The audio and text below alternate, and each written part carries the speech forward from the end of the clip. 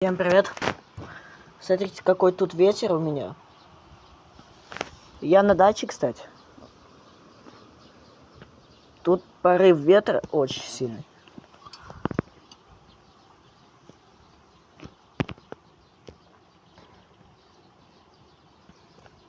И я планирую изменить название своего канала на, допустим, какое-нибудь геологическое что-то. Точнее, не геологическое, а на что-то метеорологическое, да. А еще, кстати, да, видите, я ее планировал куда-то вон туда поставить, чтобы прям самый порыв ветра был. Что прям как раз. Сейчас я этим буду заниматься. На улице, кстати, порыв ветра 5 баллов.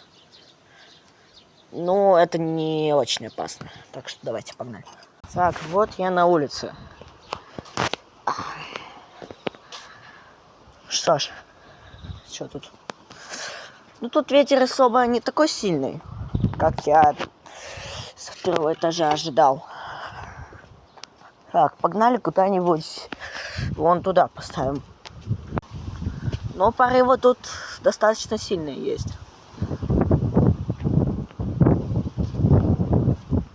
Порыв достаточно сильный. Сегодня МЧС еще вечером предвещало что-то апокалипсис какой-то. Я даже не знаю, куда поставить. Сейчас какую-нибудь точку ветра поставлю. Ну вот в эту вот поставлю. Пусть она тут стоит. Да. Пусть эта деревяшка будет деревяшка ветра. И потом из нее что-то сделаю.